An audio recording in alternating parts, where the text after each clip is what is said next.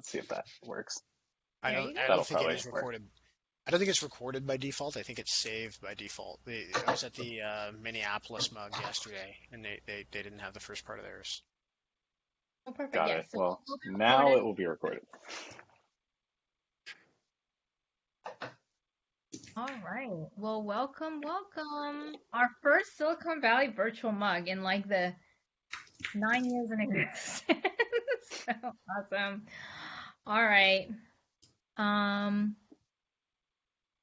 So let's see. I don't have the slide. Do you have the slides, Max? The housekeeping slides? I can't open my computer It's really fine. doesn't want me to It's open fine. them. Usually it's uh usually there's some promotional stuff in there. But anyway, Actually, welcome. wait. I can't. Slack is gonna let me preview it, even though my computer will It's not let me actually open it. So if you want, I can go for it. No, it's fine. And is there anything that Kelsey wants us to tell everyone? Any like? No, she didn't communicate anything new. Oh, So all right. I think we're good. Hey, awesome. Welcome.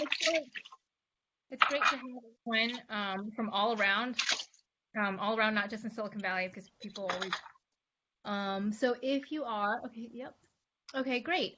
So yeah, I hope everyone's doing okay at home.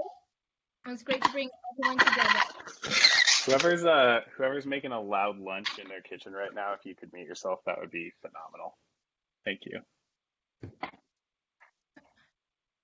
Yeah, I'm still trying to learn. I always get, Yeah, turned not off. used to blue jeans. I'm totally not used to blue jeans. All right, check out my plant wall. Who went to well, I guess you can't do a virtual. Well, anyway, I don't know how many of you guys went to EML and they did this really fun, like, okay, the lady who the fun activity in between the sessions was about a plant wall, and I've never seen someone so excited about a plant wall. I asked Kevin, like, where did you guys find this woman? And it just happened that I also have a plant wall. So it wasn't, I didn't make one in the past week, but I also happen to have a plant wall, and it's nice. But my plants are fake. They're IKEA. It works better. I had live plants for a while, also from IKEA, which are affordable, but I like them all. So I do better. I do much better with the plants. So I highly recommend with fake plants. Okay, so here's what's on the agenda today. Since we're virtual, we're going to go for just an hour. Attention span and all. A couple of things. Feel free to chat, Slack, LinkedIn message me or Max. If you have requests, topic ideas, format, or things that you would want to see in our virtual Silicon Valley mug. The mug leaders are all, and there's a lot of mug leaders on this call. Yay! Are played around with different things. Oh, you know what? There is something that I want to update. The Marketo champions are having champ office hours on a regular basis. I don't know what the link is and I don't know what the schedule is, but it's basically like, you know how if you just need someone to bounce some idea off, or you have a question about something, or you just need like to talk to some Marketo nerd, there's lots of places to go to. Our Bay Area, we have a Bay Area mug Slack group. And then there's the Marketo champion office hours. Amanda, do you know what all I know is I signed up for something, and I don't remember what I signed up for, but all I know is that I saw like Marketo champion office hours come by. That's all I know.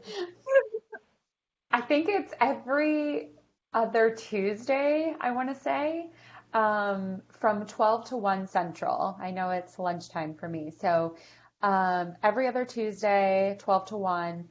I'm sure we can find a link and send it out. I think they moved somewhere. monthly, actually. Monthly? Okay. I think they moved monthly, yeah.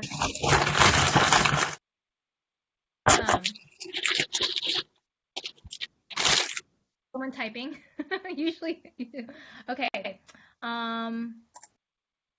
What else? Okay, so today we were going to cover two things. We have Amanda Thomas, who is the Houston mug leader, going to be sharing some knowledge, and then afterwards, open if anyone has any topic, throw it in the chat if there's a particular topic, open discussion that you want to talk about. If not, I have my seated topic, which is last week at EML, I gave a talk. They only gave us 15 minutes, which was like crazy. But we talked about MarTech, and we got a lot of really good discussion and questions out of that. So I thought we could have an open discussion about MarTech implementation. Not so much like, because people usually ask, like, a lot of times people already cover the marketing tech stack. How do I put together my? Everyone already covers that. We don't. If you want to go to learn about that, there's other places to go. That. But what I find a lot, even in the past couple of weeks, is that where people get tripped up is once you get all this tech stack, you don't realize the amount of effort it takes to smash it all together, or like the type of people, resources, timing, skills, positions, specific dedicated people. And that's where I see it over and over and over again, where people are tripping up in implementing the MarTech stack, which is, how do you successfully stand it up? And it has more to do with people and processes than to do with, did I choose the right tech? Did I choose the right software? Or am I trying to solve this problem? I have the software, but like, why does it fall flat? And it usually has to do with like buy-in, selling it internally, processes, that kind of thing. So we can, unless there's some, other topic, topic that you guys want to talk about, we can do that. And I forgot to do introductions, but I figured like, because we might have some new people. Anyway, in case you don't know, and you're new to Silicon Valley Marketo user group, throw a chat, or if this is your first time at the Silicon Valley user group, and what city you are in. My name is Jessica. I'm in the Bay Area in my house with my plant wall, and my co-leader is Max. Hi, I'm also in Silicon Valley. I don't have a plant wall. I have an air conditioner and a blank wall. So, yeah.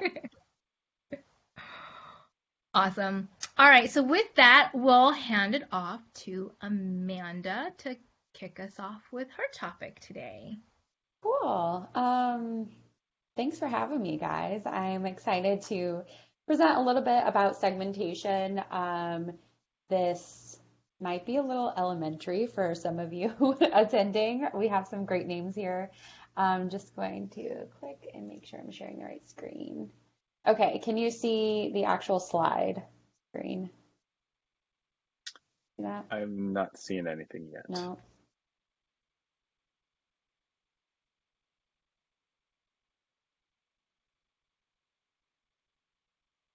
Well, Michael was able to share his screen at some point. So do you have the little thing? Okay. There we go. No, something's happening. There we go. Perfect. Awesome. Great. All right. Okay. Yeah, like I said, it might be a little bit elementary for some of you guys. If you're more seasoned users of Marketo, at least it might stand for a good reminder and maybe even some documentation to help train the rest of your team at some point of time. And I'll start here with a quick introduction of myself. I'm Amanda Thomas. Hi. I am a four-time Marketo champion. I've been in Marketo for just about 7 years now, and I co-lead the Houston Marketo user group. So I'm based in Houston, Texas. I spoke at the Adobe Summit virtually this year and then last year as well, and I usually talk about nurture. So anything related to nurture, I'm definitely here to geek out on that. Tied closely to nurture is email personalization, and that's where segmentation comes in. And that's why I thought it'd be a good topic. You can contact me directly if you have any questions like we don't get to today or something, or just want to chat about nurture. I'm here for that. My social is at HeyAmandaT, and email is athomas@atumos.com. So I have 3 sections. I'm definitely a 1, 2, 3 person and step-by-step person. So the first section will just touch on segmentation and what it is and how you use it in Marketo. Strategies for segmenting your database will be next. And then actually building out a segmentation and personalization, I literally have like a step-by-step. Here is the first slide, second slide, third slide to tell you how to actually build out a segmentation and apply dynamic content within an email. And then we'll open up Q&A, and then Jessica's awesome topic. I definitely want to hear opinions about standing up a MarTech stack. Okay, so the first on the list here, the purpose of segmentation and how you can actually use it. So essentially inside of Marketo, you have a couple ways of building out an audience or a target for your communications, for operations and all of that. You have a choice of using a smart list or segmentation. There's also like static lists, but these are the very common areas that you have to actually pull in your audience when you're trying to send out like an email or invite someone to a webinar. Smart lists we know are very easy to use and stand up. And you can use an actual segment as a filter, and you have no limit with smart lists. So it can be built in your database. It can be built in your marketing activities area of Marketo. These are pretty flexible. But because of that flexibility and because of the no limitations, you usually get a lot of clones or different versions of smart lists. And you usually don't have user permission set around smart lists. So it can kind of get out of control at some point of time. And that's why segmentations are really good because there is a limit with segmentations and the number that you can have. And because they're only in the database, you usually have more play around governance and who actually has control to set up a segmentation, to approve a segmentation. And because they are limited, you're less likely to have like duplicates or clones of the same segmentation. So people know which one to actually use, which is really great. And within Marketo processing, segmentations are highly prioritized. So they're going to get updated immediately, where smart lists can take a little bit longer. So those are the difference and now the actual application of segments. So what are these actually good for? We know the basic difference between smart lists and segments. The application of segments, again, you get really easy list building from this because you're just bringing in one filter of saying like, this person is in this industry and that's what I want to email. You can use these for reporting because you know that your entire database is in one of those segments. So it's really great for some reporting that you can get into. Operational processing, consistency, like I said, with all the clones of smart lists, you have more consistency here. And then you can apply my favorite, dynamic content. So you can actually personalize the emails, the landing pages, things that people are interacting with. You can personalize those because you have segments. So things that you can apply dynamic, make dynamic or apply dynamic content to is within email specifically, your subject line. I just have a call out here so you know what you can actually modify.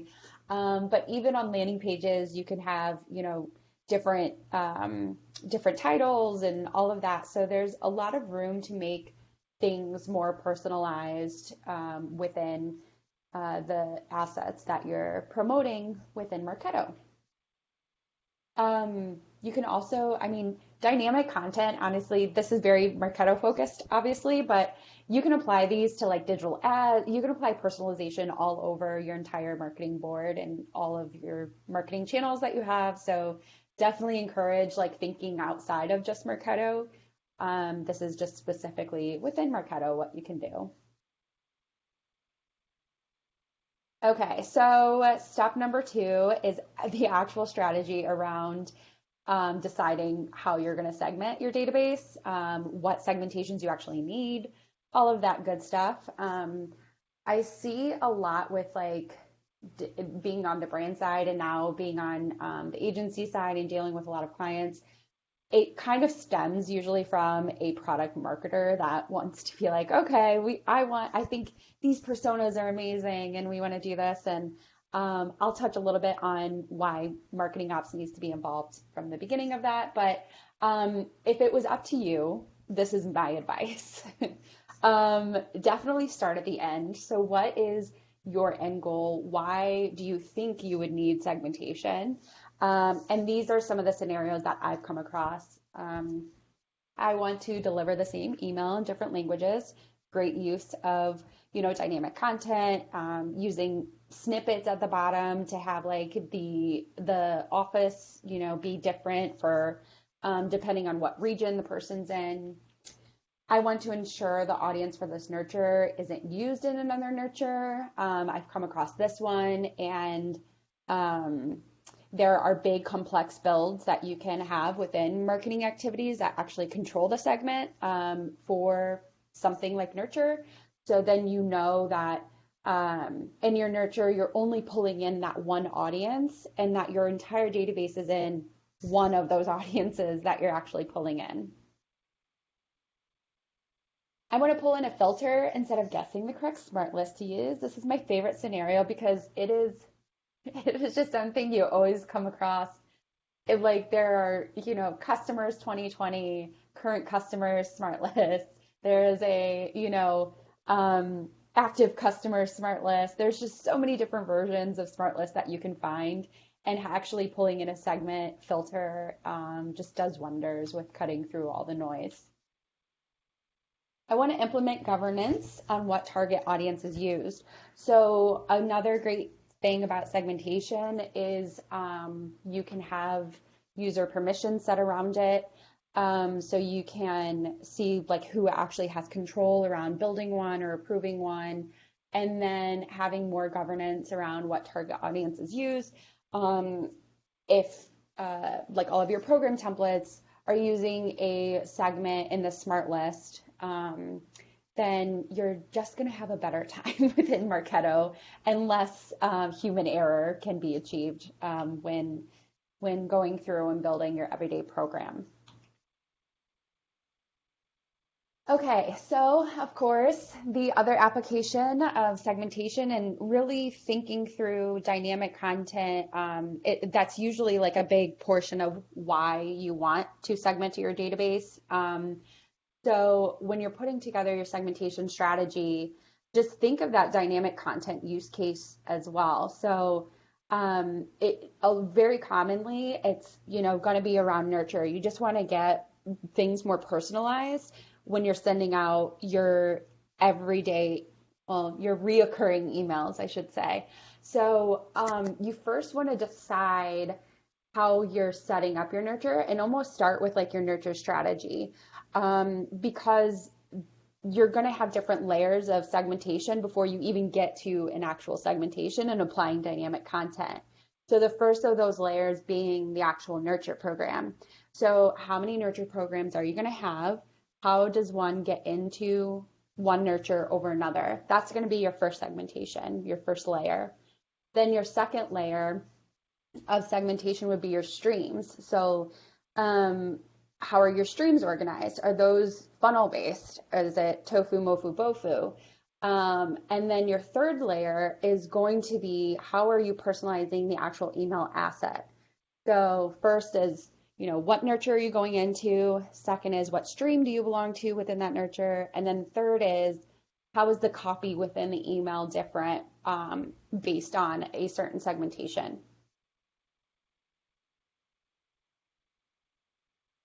Okay, so common segmentations, definitely wanted to include this in here. If you're thinking through where do you start, what segmentations are usually used, I have some examples here. One that I most commonly like come across or try to implement is a marketable audience. It is really surprising how many people send out emails to employees and like their partners, and how that's kind of bogging down the data that they're trying to collect around interactions from prospects. So if you have that actually segmented out, and you're only allowing prospects, within your nurture, then you're going to have more accurate data to report on. You're not going to have your employees bogging down or inflating, your open and click rate. Same thing with like partners. So it's a great one to have. And then the three down here are awesome for dynamic content specifically. So industry, job level, job function, or your persona is great. Okay, so speaking of persona, like I said at the beginning of this section, it usually kind of comes down to like a product marketer or someone saying, hey, we need this nurture. And I've developed all these personas, and it's around, technology persona or healthcare persona. Um, and then they try to involve you. And I think really where the MOPS team needs to be take a seat at this table to have discussions is around your data completeness and validity. You know this better than those, people outside of Marketo know it. So you can provide actual information like, that's a great idea, but we don't have that information to segment on quite yet. Like 90% of our database would be in default if we were to use that segmentation. That's where you can kind of come in and give that kind of that information. But I think if you have a seat from the beginning, definitely look at your customer database first, listen to stories from sales. They give great anecdotal evidence of things, but your customer database is the best source for data on what actually works. So use that. And then make sure that you have content to actually put it into practice, that you're actually going to say things differently if you segment based on a certain criteria. And you have someone to manage that content as well. Marketo actually has a cheat sheet, so this is a hyperlink to that if you're trying to put together a buyer persona.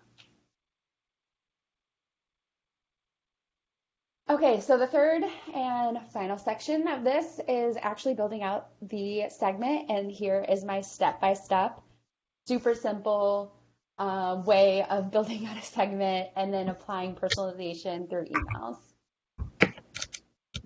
Okay, so first starting with segmentation build, step one, I told you it's going to be step-by-step, very easy. Go to the database and you click new segmentation. Then you enter the name and then you'll build out each one of your segments. So you add your segments here and then you organize them as well. So always pay attention that segmentation goes off of priority. If you're in the smart list for customers and you're in the smart list for partners, somehow your partner customer, if you have customers as number one and partners as number two, you're going to fall into customers. So always be cognizant of the actual hierarchy that you have set up within your segmentation. After you hit that create button down there, you go into each one of your segments here, and then you build out that smart list.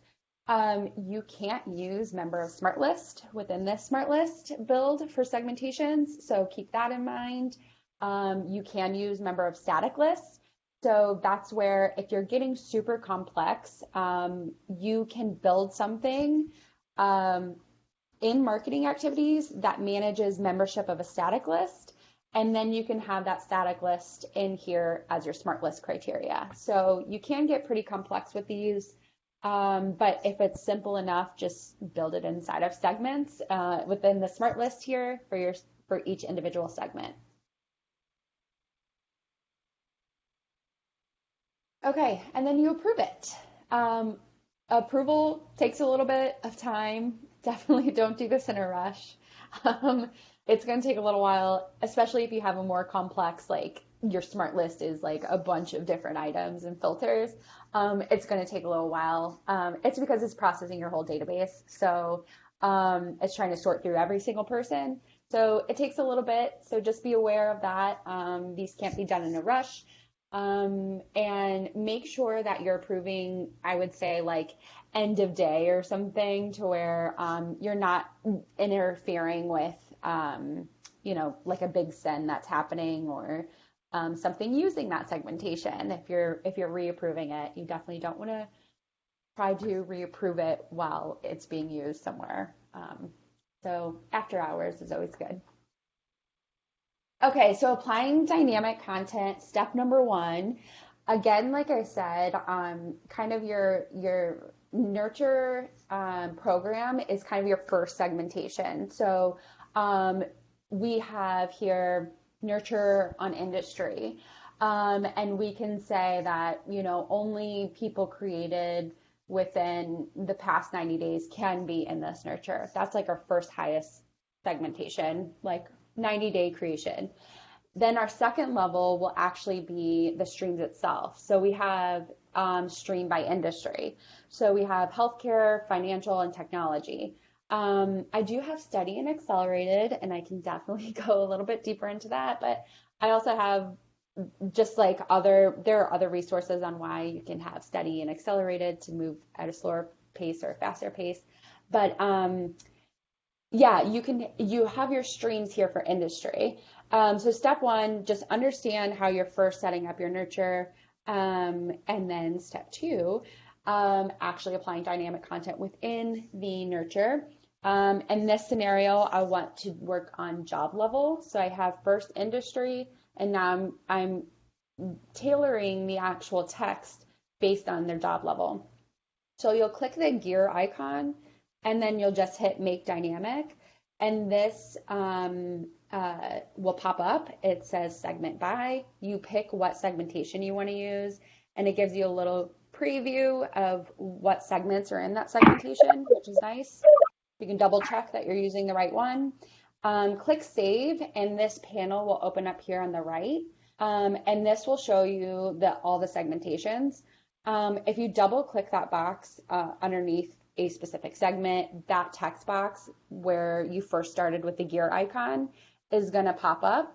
And that's where you just modify the text. So whatever you want to say for the end user job level, you just modify this text, click save, and then you continue. You just repeat. You double click on C level and you repeat too if you want to apply dynamic content to your subject line.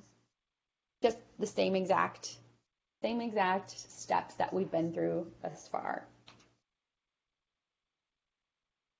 Okay, so here is the end result.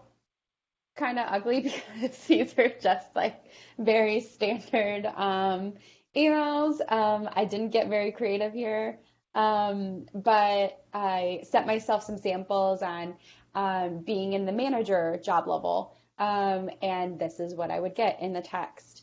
Being in the VP job level, this is how it would show up differently in the actual text. So actually, putting your mind to this, and especially getting with that content team or people that are writing the emails to say something in a different way that's going to be more compelling to that segmentation, is just going to go a very long way.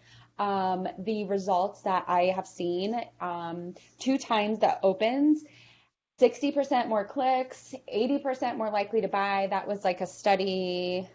I have this in Epsilon did a study on that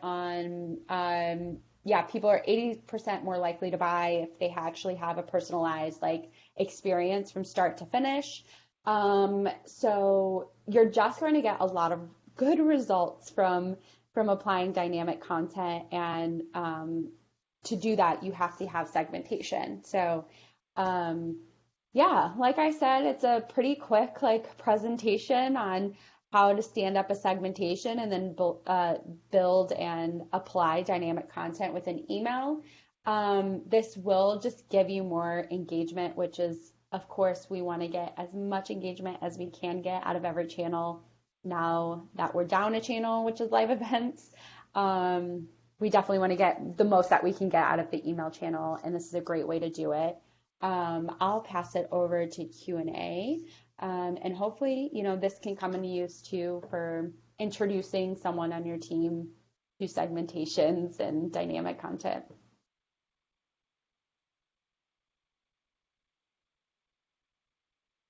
If anyone has a question, feel free to unmute and ask it. Yeah, I actually had a question for Amanda. Hi, that was really interesting. My question is regarding getting good records, because the biggest thing that we run into is we would love to segment things, and we have a lot of information across different CRM fields, but every time that we get, more AEs are hired and the CRM kind of adoption is different across the board, especially across different regions, we just run into a data problem. And I was just wondering if you've encountered that before, and kind of how you get people on board in order to do this kind of segmentation.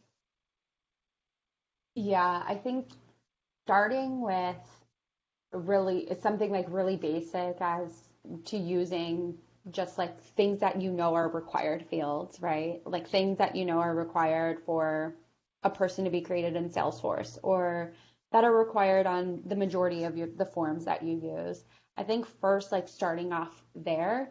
And yeah, as you get more detailed into segmentations and as you're building out more of those, you definitely do need to make sure your data is valid still. So Yeah. I think you could probably stand up some reporting that's like, you know, how many people have been created in the past 90 days without this information that we at one point thought was required. You know, has that changed? Is the data completeness different than what it looked like when we stood up the segmentation? So you can kind of like Mhm. subscribe to that and then have like a regular look at the validity and the completeness of the data that you're using for segmentations. And it'd be, yeah, a good way to just keep an eye on it. Okay, thanks. Hmm. I have a question, if that's okay, if no one else is in line. Um, Hi, Amanda. So, I mean, we're starting to set up more and more nurture sequences, and I heard that one of the tips was, or one of the, recommendations and highlights of using the segmentations and nurtures is that you can ensure that one lead will not be double upping in another nurture. But how do you do that if, like, for example, and this is just painting a scenario, if I had a segmentation built on lead sources and then another segmentation built on industry, and then I had two accompanying nurtures. So potentially leads could be in two nurtures. And so I'm just kind of curious if that's common or if that's something, how to navigate that and if you had any suggestions. No, I think that's a great question. With the actual segmentation, so if you have like, yeah, industry and then lead source, you would have a segmentation specifically just for nurture. So what nurture audience, so prioritize those two. Is lead source nurture more important than industry nurture, which might be because it might be relevant depending on how many days, you've been in the system, like when you were created. So then you would have a segmentation outside of those two segmentations that is looking for, okay, they're a member of this and this. We want them to be in this lead source nurture. So you almost have a segmentation for every nurture that you have set up. Or you have a segmentation for your nurtures, and each segment within that segmentation would be a specific nurture. So then you can have a hierarchy as to like this one is going to be in this one until they move out. Atumo, they call it traffic director, but it's basically a program that is moving people. It's going to look for, okay, did they exhaust that lead source nurture? Cool. Let's reevaluate them and move them now into the industry nurture segmentation. So then they can move into that nurture stream. Okay, so Yeah. it sounds like you have to prioritize your nurtures, and you can Yes. do that based on, agreed upon criteria, like for example, how long the leads might have been in the database, maybe what their status is, whether they're marketing qualified, renurture, etc. So so that's how you would kind of approach it, and then you build a Mm-hmm. hierarchy, Yep. Yep. and Yeah. So then, and traffic. Got it. yeah. So you can Traffic have like cop. a traffic cop. Yeah. It was like every agency has their own name for it. Like, what is Right. it? But Traffic Cop is throwback, like before the nurture program, like for us, old timers that have been around, where we had to build our own. This is like before engagement program, where you have to build your own Traffic Cop. Yeah, but yeah, basically, like I think there's some kind of flavor of what Amanda talked about. I've seen it done with segmentations where, like for example, if you divide your world in like enterprise, mid-market, and SMB, you're never gonna cross over. So if you have segmentations, then that can direct your nurture. I've also seen it done where, like you were saying, like you're going to have things that are like orthogonal, right? Sometimes you want to base on lead source, sometimes you want to base on product interest, sometimes you want to base on industry. what happens when they cut across all those. I mean, a different, another way, I mean, same idea with a traffic cop. You have a like a master traffic cop controller program, but the way that you can make sure that you're only in one nurture at a time is that you can have a field called current nurture program. It's just a text field. Mm-hmm. And basically that field, like whatever the current nurture is, the name goes into that field. So only Okay. one value can ever be in that field. All your other and then your traffic cop controls that field, right? Then all your other nurtures, only their logic for all the nurture. It's like almost like I always use like the eye of Sauron, like Sauron, right? The eye of Sauron, or like a radio signal, right? Like the radio tower. Like your traffic cop is like your radio tower. All it does is it does all the logic for what nurture you should be in. It's one field with the nurture, and then all the other nurtures are your little radio stations. And they're picking up on the signal. And all it is watching for that field, Mm. right? So like it's like, okay, I'm like my plant wall nurture. Okay, I watch for that field. If it says plant wall, bing, bing, bing, then I know I turn on the nurture. If that value changes, then I know to kick. Why don't you come say hi to everyone? Everyone, show everyone your shirt. And then that way, come here. Oh, this is Oh, Kiana. wow. Aw. Say hi to everybody. It's all Marketo. that she knows only how to say Marketo. What's her name? Nona. Marketo. What's your Have strategy? to start them off young. What's your strategy for nurture programs, Kiana? Marketo. Marketo. Yeah, so like centralize your traffic cop, right? Okay. Like so you're just looking on that field, and then you have this like, traffic cop program controlling, what value. You can do it by segments. You can do it by smart lists. Is it time for the video? No, that's at 2:00, baby. 2:00. We do video with him. No, that's really great. I totally understand. And I really like the idea of the traffic cop program navigating everyone. So thank you. Perfect. So just so I understand the anatomy of that, then you're saying that you have your trigger program that's watching that string field, and then adding them to the correct stream is in each nurture program. Each nurture program just points back to the same field in your database. Yeah. Is What? that Yeah. what you're doing it, Amanda? Yep.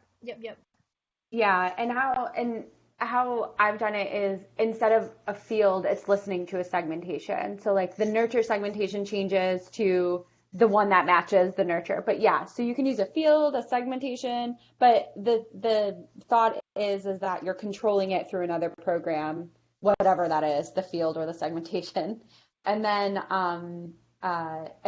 yeah, all of your nurtures are listening for that and trigger off of it. Yep.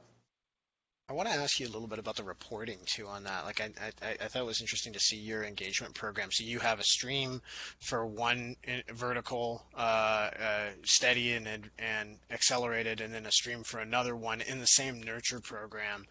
Are you doing that to be able to kind of do reporting so that you can see one vertical is performing this way versus another one? Do you keep the content in each of those streams exactly the same and do your dynamic content based on what is based on the content blocks in those emails, or are you actually changing up, the order of emails, tofu, mofu, bofu, right, for how what pieces of content you're actually going to communicate to people? What's the strategy like for that?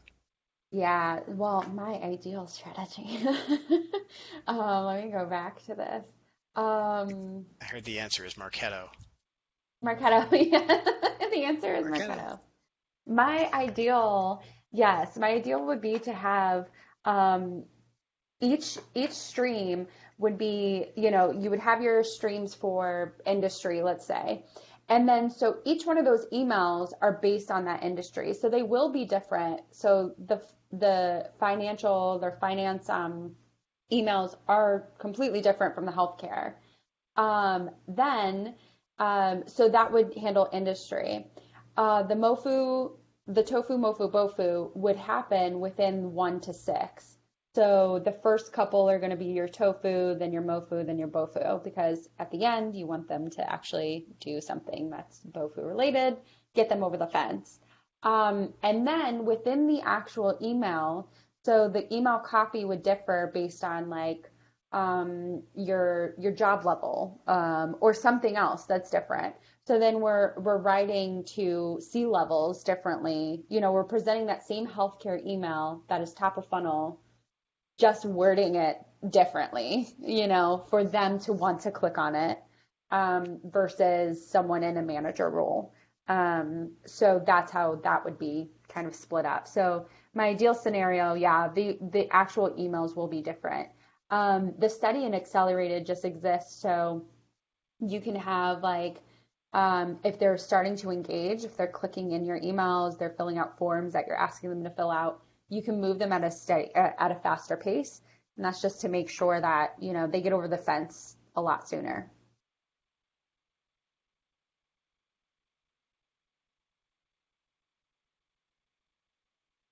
Michael, we lost you.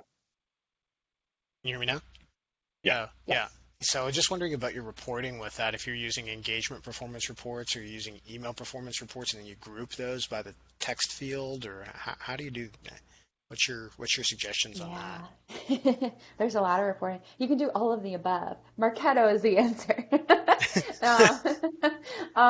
Yeah. Literally all of the above. Um, so the I find it valuable. You can the email performance reporting is really valuable, but then also using default programs, you can have your different criteria to push them to engage. So then you can see like specific like program performance, like they've engaged with healthcare email number one. Yeah, so you can pull like program performance, or you can pull actual email performance and see. So just Okay. I don't know if you guys know this, but to add to what Amanda's saying, you know how Marketo has the engagement score, Yeah. right?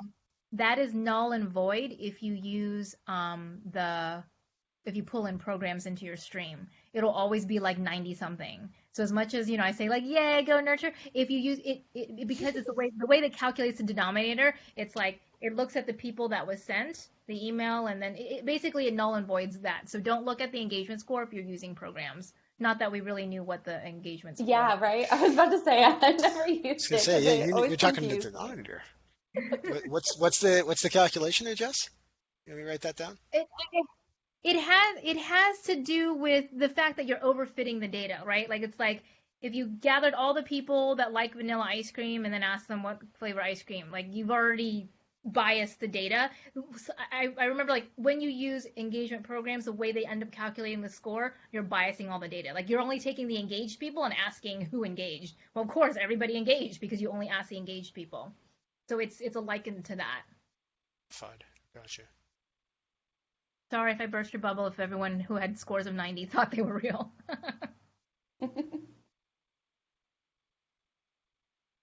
There was a good reminder in the chat from Shonal about cloning when you're leveraging dynamic content and segmentation. Just be careful with your emails when you're cloning. Double check that you actually want dynamic content to clone over, or if you have to adjust it, that you adjust it accordingly. What's your snippets like with all this?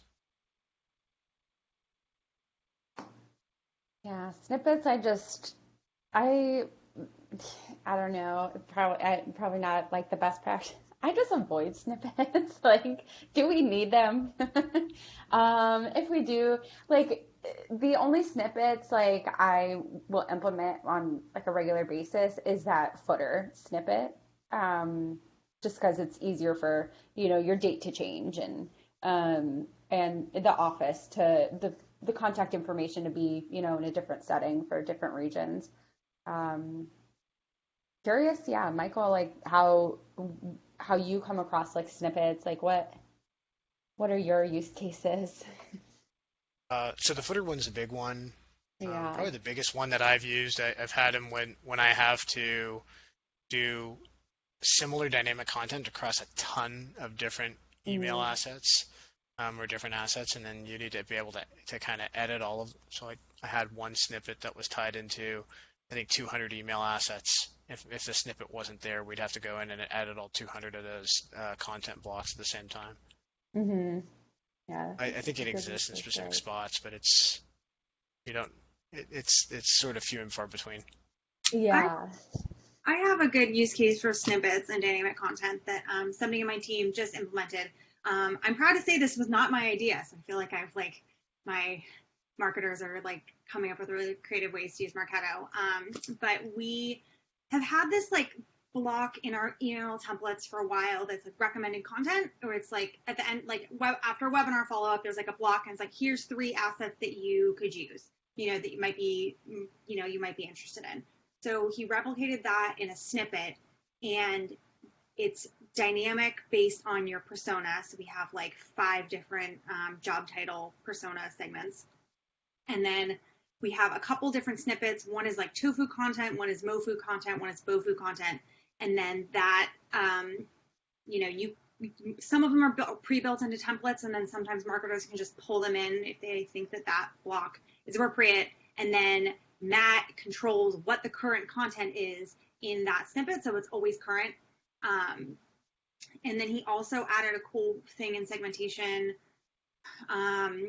in our gated content confirmation emails, the little like gated content confirmation. It's like, thank you for downloading. Here's a button to download it again. And then usually like a secondary CTA that's maybe like get a free trial or request a demo or something like that. But if the person filling out the form is already a customer, like maybe you want to give them another CTA, like here are resources, or go to our customer community, or whatever it is.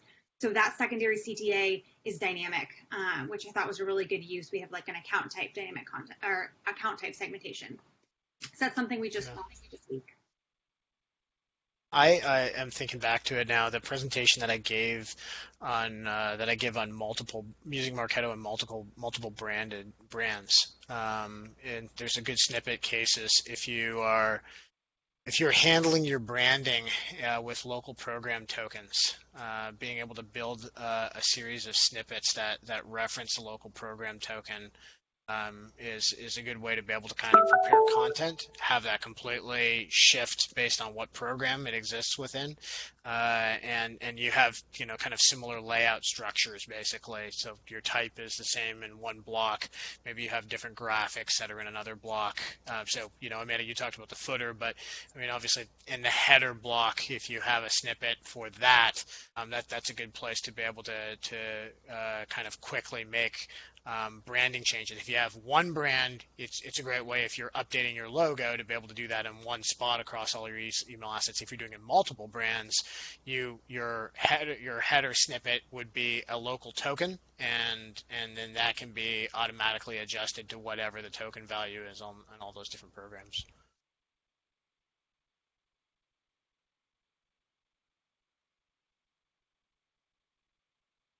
Now you can say hi. Here. Now you can say hi again. Hi. Hi. Hi. What do you think? I don't know what you're talking about. She's adorable. Good question. What is the question? I like that. I think I love Mama. See? Oh, Oh, wow.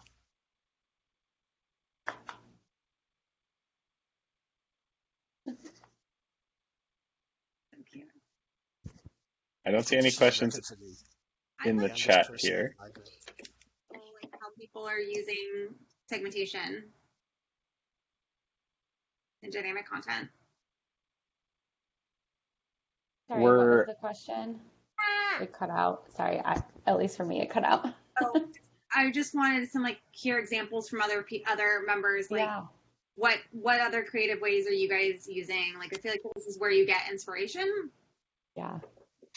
We at Malwarebytes we're using it not so much on the content side, but often in the sender information with dynamic content. So we don't quite have the marketing team capacity to do a lot of custom content builds based on, and our personas are I don't even want to talk about it, but the sender information, particularly regional specific sender information, is really helpful to turn into dynamic content. So like for our customer life cycle, we want to send from certain like renewals related inboxes, and so being able to set up that from and reply to regionally is really helpful, and we use segmentation and dynamic content for that. We've also set it up for like our different life cycle stages so that we can personalize or change up maybe the messages or the CTA and things like our newsletter that we send out on a monthly basis based off of where they are in the life cycle stage or in their life cycle stage. That's smart. That's a good one. Yeah, language. I mean, the obvious one is like we do languages, like all the translations in its own, one email with all the different dynamic content with like the 10 languages. Segmentation for location, different than your segmentation for language. We do language and not location because you could be Spanish, be in South America or Spain. You could, be French and be in South Africa or France or Quebec. Yeah. So we do a segmentation on language preference. How do you determine their language preference? Two ways. You can we do both like there's a form where you're intaking what language preference, but then also keying off if you're visiting the French domain site or if we do also trigger off of behavior signals as well. That makes sense. I know what I've done in the past too is, especially if you're in marketing operations or working with demand gen teams, what I found is really great is take some of those segmentations and even like your smart lists, if you use those, put like a segmentation checklist and just talk with the demand gen folks. Say, hey, let's actually go through some parameters. Here's what we're thinking. And you get some great conversations kind of open up, and it's like, hey, great. Well, actually, maybe we need to create more.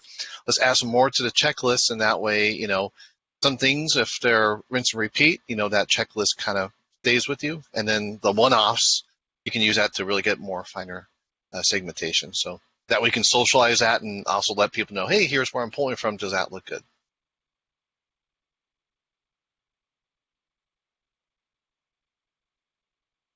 I think the one case I had on the weather personalization piece was being able to kind of personalize your segmentation by what local weather conditions. And then I think the other part of that was the application of it. So you can use those segmentations to put in some choice criteria rules or some choice rules, break out your flow steps, basically to which static lists you want to write to, and then have those pushed to custom audience lists inside of Facebook or matched audience lists in LinkedIn for social media afterwards too.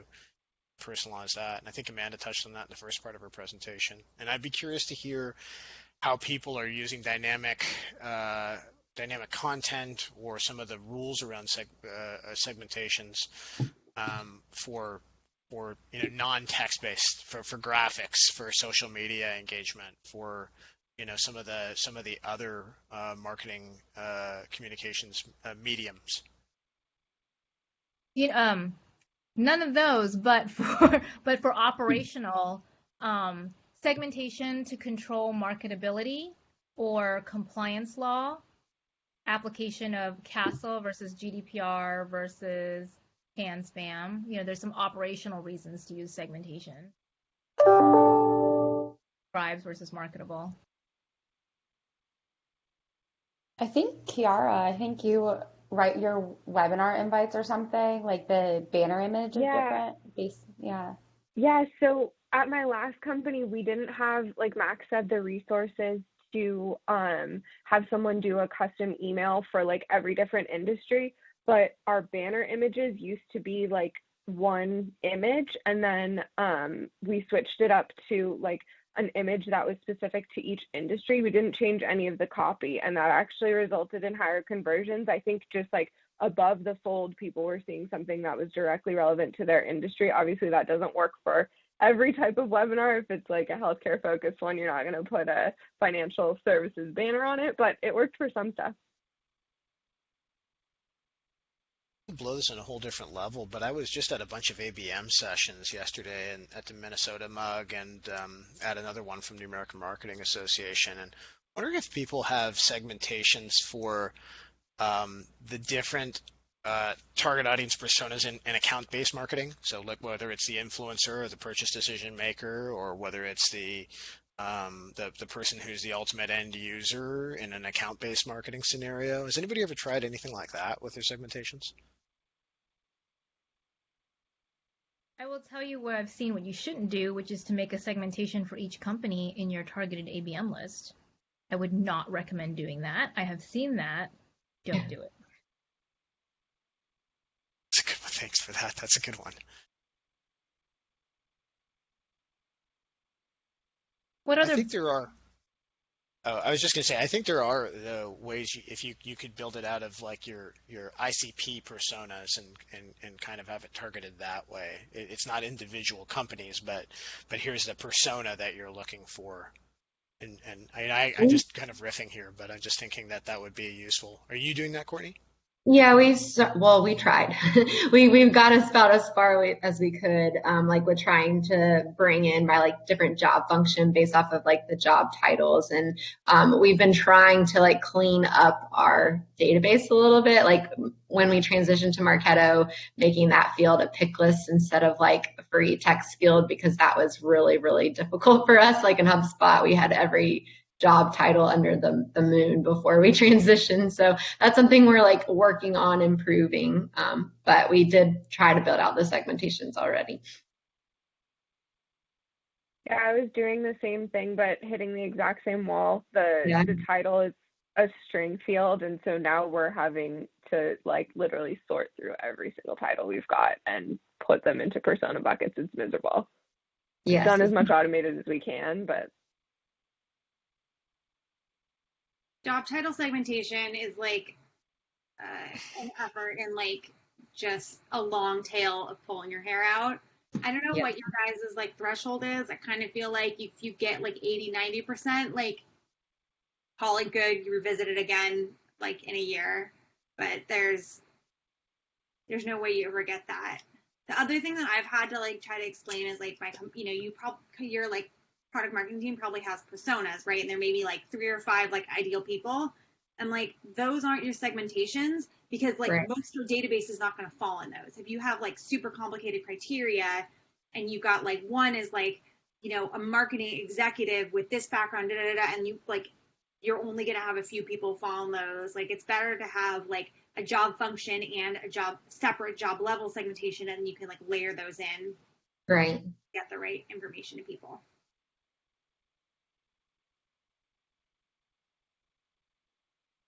Yeah, I think it maybe warrants a whole nother session on persona development. Because hearing someone say their product marketing team even has personas I'm jealous. But I think Jessica had to hop. We're at the top of the hour, and I'm sure we all have other meetings to get to. I really appreciate everyone hopping on. I see slowly the count of people still online dropping. But Amanda, we really appreciate the time and the presentation, and everyone else on the call for contributing and providing, insight into how things work at your companies. So we're going to try and close the gap between Silicon Valley mugs. We haven't done a very good job of that this year. So keep an eye out for an invite for next one in a month or two. And everyone have a really great Thursday, Friday, weekend, and rest of your lives. Thank you, Max. Thank you, Bye, Amanda. guys. Thanks, Thank everyone. you. I'm sure I'll see you some other point in my life, but thanks. Yeah. Bye. Bye. bye.